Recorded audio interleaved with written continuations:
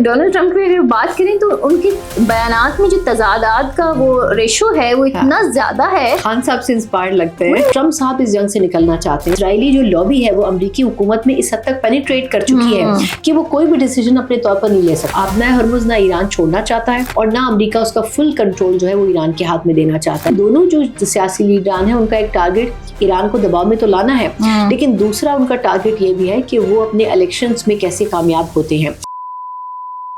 अस्सलाम वालेकुम व्यूअर्स, आप देख रहे हैं आज़ाद सियासत, मैं हूं Nausheen Tariq. Viewers, geopolitical situation जो हर गुजरते दिन के बाद जो है वो बहुत से टर्न ले रही है, कॉम्प्लिकेटेड भी हो रही है। एक उम्मीद बनी थी कि शायद जो है वो पीस मेकिंग डील हो, पाकिस्तान के थ्रू हो सके और अमन आ जाए, लेकिन वो इतनी जल्दी होती दिखाई नहीं दे रही। इस वक्त जो इंसाइट्स डेवलप हो रही हैं उस पर बात करेंगे, और इसके अलावा पाकिस्तान में जो है वो अपोजिशन कोई सियासी तहरीक, जामे सियासी तहरीक का इंदिया दे रही है, इसमें कितनी सच्चाई है, इस पर बात कर लेंगे। और इसलिए मेरे से मौजूद होंगी सीनियर सहाफ़ी तज़किया सना मिर्ज़ा साहबा। वालेकुम सलाम, क्या हाल चाल है? अल्लाह का शुक्र। अच्छा, एक तो मुझे ना ऐसा लगता है, एक हमारे यहाँ पीटीआई और दूसरी तरफ डोनाल्ड ट्रंप, मतलब डोनाल्ड ट्रंप की अगर बात करें तो उनके बयानात में जो तजादात का वो रेशो है वो इतना ज्यादा है। खान साहब से इंस्पायर्ड लगते हैं। उनको क्रॉस कर गया मुझे लगता है। लाइक आप देखें, वो रात को कुछ कहते हैं, परसों कुछ कहते हैं, सुबह कुछ कहते हैं, और हर चैनल पे कुछ और ही कहते हैं। और खबरें, अब लास्ट टाइम उन्होंने कहा कि 2-3 हफ्तों में जंग खत्म हो जाएगी और हम डील के बगैर भी इस जंग से निकल जाएंगे, और मैं अब नया हुर्मुज़ की भी परवाह नहीं है, हमारा तेल नहीं आता वहां से, जिसको खुलवाना है वो खुलवा ले।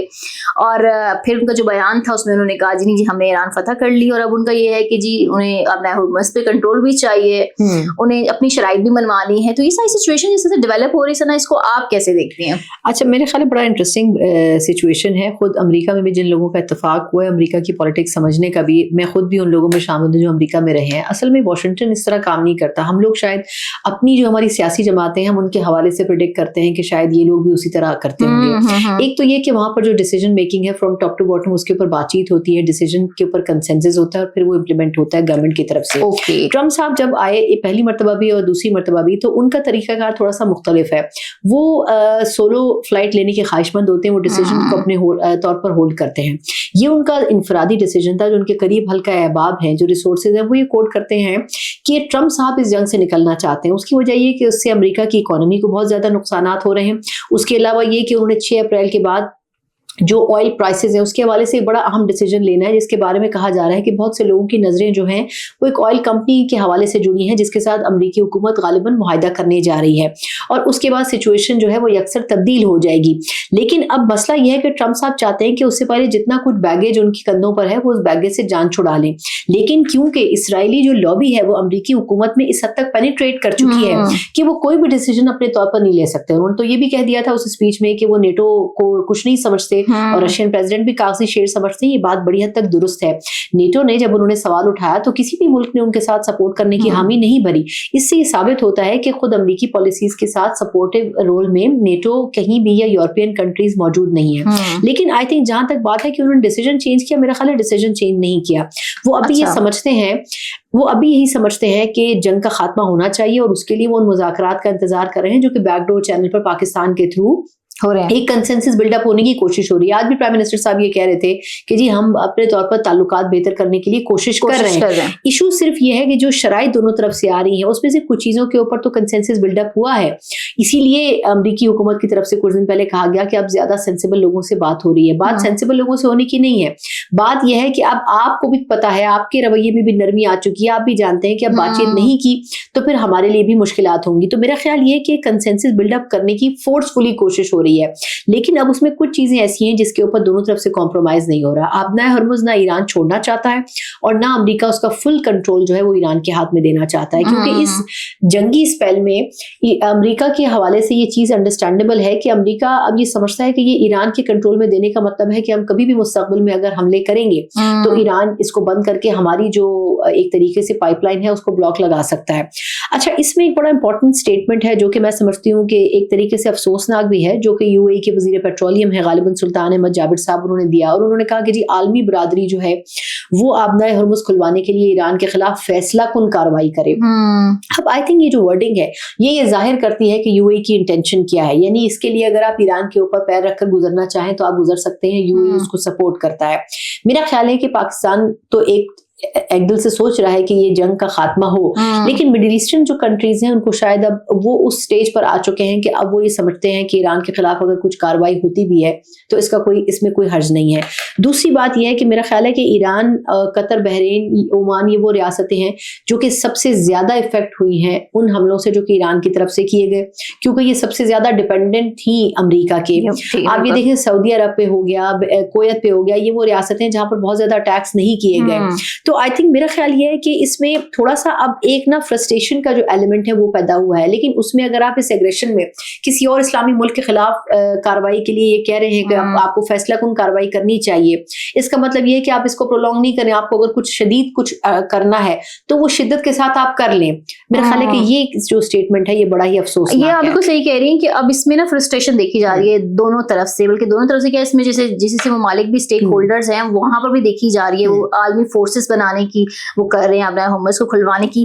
لیکن ہم نے دیکھا کہ جیسے ٹرمپ چاہتے تو یہ ہیں, اور میرا خیال سے امریکہ کے بھی 3000 شہروں میں ان کے خلاف مظاہرے کیے گئے ہیں. مڈ ٹرم الیکشن کا بھی ان کے اوپر برڈن ہے, اور وہ بھی کافی بوکھلائے ہوئے بھی ہیں جو رات کو کچھ کہتے ہیں صبح کچھ کہتے ہیں. لیکن اس کے باوجود بھی وہ اپنے طیارے بھی وہاں بھیج رہے ہیں. ان کا وہ جارج بش بھی جو بحری بیڑیا ہے وہ بھی وہاں جا رہا ہے. مطلب ہر چیز پوری طاقت وہ لگا رہے ہیں ایران کو پریشرائز کرنے کے لیے. لیکن دوسری طرف سے ایران بھی جو ہے میرا خیال سے جھکنے کو تیار نہیں ہے. ایسی سچویشن میں آپ کو کیا لگتا ہے یہ واقعی جو لوگ پہلے پریڈکشن کر رہے تھے تھرڈ ورلڈ وار یا کچھ نہ کچھ ہو جائے گا؟ اچھا دیکھیں, اگر ہم ستاروں کی علم فلکیات پہ چلے جائیں تو پھر تو ابھی بھی لوگ یہ کہہ رہے ہیں کہ یہ جنگ اتنی جلدی ختم نہیں ہوگی. پاکستان اس میں ضرور اپنی ایفرٹ کر رہا ہے, لیکن اس کو اب ہم یہ سمجھ سکتے ہیں اس پہ 2 تھیوریز پیش کی جا رہی ہیں. ایک تھیوری تو یہ ہے کہ شاید امریکہ اس وقت وقتی سیز فائر کر کے اپنے لیے ٹائم گین کرنا چاہتا ہے کہ اس میں وہ کیا حکمت عملی بنائے, کیونکہ انہوں نے جو فرسٹ ایئر کے طور پر جو اپنی اٹیکنگ اسٹریٹجی رکھی وہ کامیاب نہیں ہو سکی. ایران کے پاس اس کا جواب موجود تھا. اب وہ سیکنڈ ایئر میں کیا ہوتا ہے, ہو سکتا ہے اس کے لیے ان کو ٹائم گین کرنا ہے. لوگ کہہ رہے ہیں کہ 2 زمینی حملوں کا منصوبہ ہے کوئی. اب زمینی حملوں میں اگر آپ جائیں گے تو پھر میرا نہیں خیال, کیونکہ زمینی حملوں کے حوالے سے آپ کو امریکہ میں بہت زیادہ کنسنٹ کے حوالے سے کانگریس سے, ان کے جو پارلیمنٹ ہے ان سے بہت سارے اسٹیجز پہ آپ کو کنسنٹ لینی پڑے گی, کیونکہ اس کے لیے ایک بھاری فنڈنگ چاہیے ہوتی ہے. پھر اگر ہم دیکھیں تو آپ نے بالکل صحیح کہا, ایک تو مڈ ٹرم الیکشن امریکہ میں ہے, اس میں آپ کیا آفر کر رہے ہیں. ابھی بھی یہ کہا جا رہا ہے کہ تقریباً 90% لوگوں کی یہ رائے ہے امریکہ میں کہ یہ جنگ میں نہیں چاہیے. اچھا, پھر انٹرسٹنگلی جو اسرائیلی پارلیمنٹ ہے اس کا الیکشن جو نیتن یاہو کا الیکشن ہے وہ اکتوبر میں آ رہا ہے. اب اس الیکشن میں آفر کرنے کے لیے نیتن یاہو کے پاس کیا ہے, نیتن یاہو کوئی بہت ہی فیوریٹ شخصیت نہیں ہے اسرائیل کے کمیونٹی کے اندر, لیکن وہ اس الیکشن میں بھی اپنی کوئی کامیابی کوئی اچیومنٹ رکھنا چاہتے ہیں. اور کیونکہ ایران ان کا ازلی دشمن ہے تو اس لیے وہ یہ چاہتے تھے کہ وہ کوئی ایسی کامیابی لے کے اس الیکشن میں جائیں تاکہ ان کو اس حوالے سے رسپانس اچھا ملے. تو آئی تھنک دونوں جو سیاسی لیڈران ہیں ان کا ایک ٹارگیٹ ایران کو دباؤ میں تو لانا ہے, لیکن دوسرا ان کا ٹارگیٹ یہ بھی ہے کہ وہ اپنے الیکشنز میں کیسے کامیاب ہوتے ہیں. اب اگر دیکھا جائے تو میرا خیال یہ ہے کہ امریکہ کے پاس تو بڑا لمیٹڈ ٹائم ہے, البتہ اسرائیل کے پاس پھر بھی ابھی ایک بڑا اسپین موجود ہے. لیکن اگر یہ مذاکرات کو ہولڈ کرتے ہیں تو وہ ایک گارنٹی کی بنیاد پہ ہوگا. جس طرح پاکستان کے بارے میں یہ کہا جا رہا تھا, اور یہ ایک جو ایرانی اینالسٹ ہیں انہوں نے بھی یہ خبر دی تھی, تجزیہ کار جو تھے انہوں نے کہا تھا کہ یہ جو پاکستان چائنا گیا ہے وہ بیسکلی ایران ایک ایشورنس چاہتا ہے, گارنٹی چاہتا ہے, وہ گارنٹی کے لیے گیا ہے. کچھ لوگوں سے جب ہم نے بات کی جو کہ چائنا کی انڈرسٹینڈنگ رکھتے ہیں پاکستان کے اندر, تو ان کا یہ کہنا ہے کہ دیکھیں پاکستان اور چائنا کے درمیان 2025 میں ایک اگریمنٹ ہوا تھا, اور اس اگریمنٹ میں یہ کہا گیا تھا کہ جو کور ایشوز ہوں گے انٹرنیشنلی ان کے اوپر پاکستان اور چین ایک ہی موقف رکھیں گے. تو بہت سے لوگوں کی رائے یہ ہے جو کہ چائنا کی ایکسپرٹیز رکھتے ہیں کہ جی وہ ایک جو انڈرسٹینڈنگ ہے وہ پاکستان جو کچھ کر رہا تھا اس حوالے سے اس کو کانفیڈنس میں لینے کے لیے چائنا کا وزٹ کیا گیا اور اس میں چائنا کا ان پٹ لیا گیا. لیکن ایسا نہیں ہے کہ گارنٹی کی صورت میں یا کسی قسم کی گارنٹی مانگنے کے لیے جو ہے وہ ایران کے حوالے سے پاکستان چائنا گیا, کیونکہ اگر کمپیئر کیا جائے تو ایران سے پاکستان کے زیادہ اچھے تعلقات ہیں ایز کمپیئر ٹو چائنا. برادر اسلامی ملک ہے اور ہمارا ایک پرانا تعلق بھی ہے, تو اس لیے وہ گارنٹی والی بات جو ہے کسی حد تک درست نہیں ہے. لیکن ہاں پاکستان نے ان کو کانفیڈنس میں ضرور لیا ہے. پھر ایک اور بڑا مسئلہ یہ بھی ہے کہ امریکہ اور اسرائیل کے حوالے سے کوئی بھی شخص کوئی بھی ملک گارنٹی دینے کو تیار نہیں ہے, کیونکہ جتنا ہم نے انپریڈکٹڈ, ابھی آپ نے شروع میں جس طرح بات کی تو ٹرمپ صاحب کے حوالے سے پریڈکٹ کرنا بڑا مشکل ہے. لیکن یہ ضرور ہے کہ یہ جو اسلامی ممالک ہیں یہ کوئی ایسی سچویشن بلڈ اپ کرنا چاہتے ہیں جس میں ایران کے اوپر اٹیکنگ جو سچویشن ہے وہ کم ہو. اب اس میں جس طرح یو اے ای یا ایک آدھ اس طرح کے ممالک ہیں جن کی انٹینشن ظاہر ہو گئی ہیں, ان کو چھوڑ کے جو باقی ایک بڑا طبقہ ہے جس میں ترکیہ شامل ہے, جس میں اب مصر سامنے آیا ہے, جس میں یہ ہمارے دوسرے کنٹری سعودی عرب شامل ہیں, یہ وہ کنٹریز ہیں جو کہ چاہتے ہیں کہ ایران کو اس سے زیادہ ڈیمیج نہ پہنچایا جائے.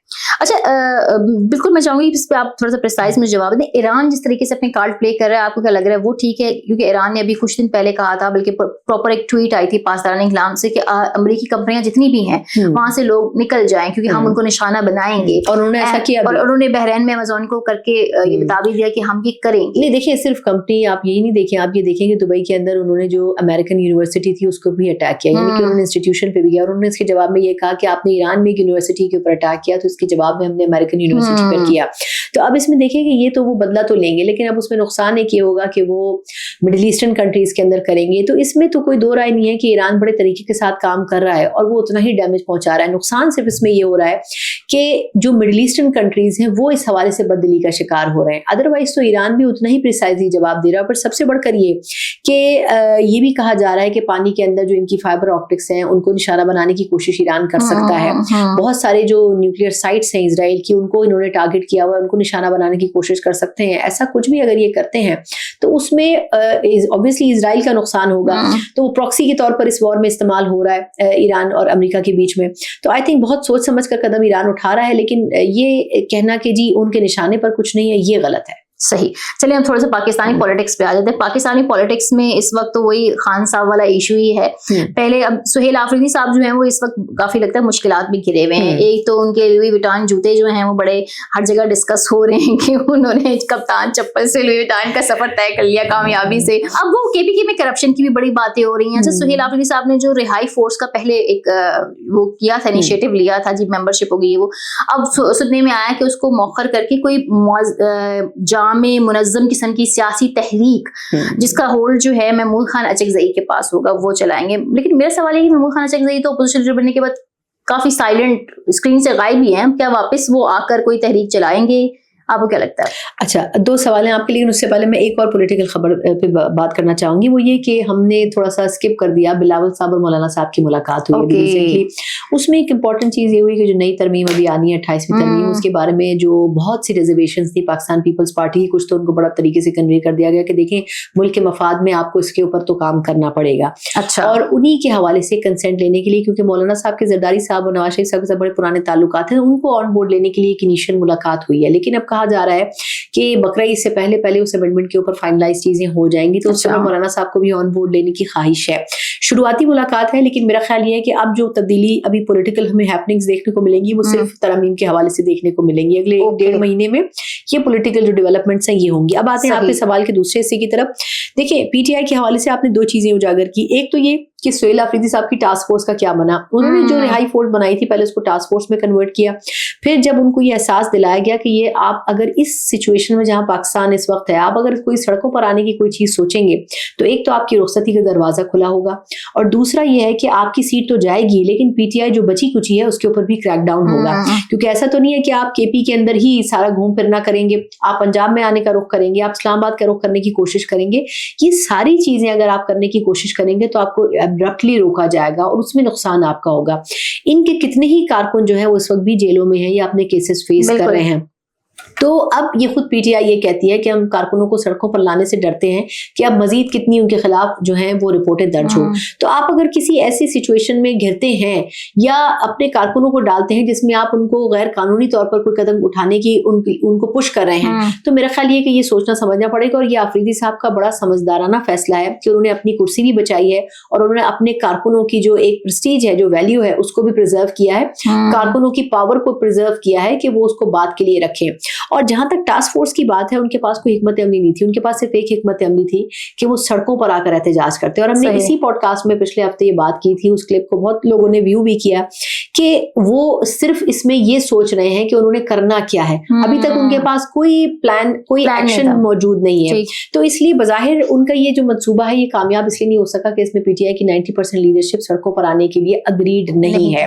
تو اس لیے آئی تھنک ان کو اب اس پہ سوچ بچار کرنی پڑے گی, اور دوسرا تھوڑا سا گورنمنٹ کو بھی تھوڑا سا ٹائم دینا پڑے گا کہ ہو سکتا ہے خان صاحب کے لیے کوئی کسی قسم کی گنجائش پیدا کی جا سکے. لیکن میرا لاسٹ کہ محمود خان اچکزئی کیا رول پلے کریں گے؟ محمود اچکزئی صاحب کا یہ ہے کہ بیچ میں جب ہم نے ان کو دیکھا اپوزیشن لیڈر بنتے ہوئے تو اس وقت ہمیں لگا کہ بہت ساری چیزیں بہتر ہوں گی. خان صاحب نے ان کو ایک بڑا پراپر مینڈیٹ دیا اور بڑے خوش تھے, لیکن پھر ان کو یہ میسج دیا گیا کہ یہ آپ کی ریڈ لائن ہے, یہ آپ نے کراس نہیں کرنی ہے, اور بہت سارے معاملات میں خان صاحب کی کنسنٹ چاہیے ہوگی. تو وہ ناراض ہو گئے. तबाह नाजुक की वजह से अपनी, और वो फिर उन्होंने कहा कि जब मेरे पास फुली इख्तियारात नहीं है तो फिर मेरी बातचीत करने का क्या फ़ायदा। और ये बात उन्होंने किसी हद तक शहबाज शरीफ साहब को, और ये बात उन्होंने किसी हद तक शहबाज शरीफ साहब को कन्वे भी की कि उनके पास मैंडेट तो मौजूद नहीं है, फिर वो इन तमाम मामलात में पढ़कर क्या करेंगे। आपको याद होगा शहबाज शरीफ साहब खुद उनके घर गए थे उनसे मिलने के लिए, तो उनको बड़ी जल्दी एहसास हो गया कि उनके पास पावर्स नहीं है। तो उन्होंने कहा जब पावर्स नहीं है तो फिर मैं क्या बोल सकता हूँ, अगर सारा इख्तियार खान साहब के पास ही है। लेकिन अब ये कहा जा रहा है कि पीटीआई की जो पार्लियामेंट में मौजूद लीडरशिप है वो ये चाहती है कि भाई 70-75 सीटों का मैंडेट आपको दिया हमने, अब आप कुछ करें कुछ हमारे लिए, क्योंकि हमने भी अपने तौर पर एफर्ट करके देख लिया। अब वो तमाम चीजों से नाकाम हो गए, वापस अचकजई साहब के पास गए हैं और उनसे कह रहे हैं कि अब आप कुछ करें। तो अचकजई साहब उनसे एक ही बात करने जा रहे हैं और की भी है कि आप मुझे फुली अथॉरिटी दें, जब तक आप मुझे फुल अथॉरिटी नहीं देंगे तब तक मैं कुछ नहीं कर सकता। तो आई थिंक वो फुल अथॉरिटी उनको जिस लम्हे मिल जाती है हम उनकी प्रोएक्टिव फॉर्म देखेंगे और स्पेशली 28th अमेंडमेंट से पहले देखेंगे। Thank you very much. Thank you so much.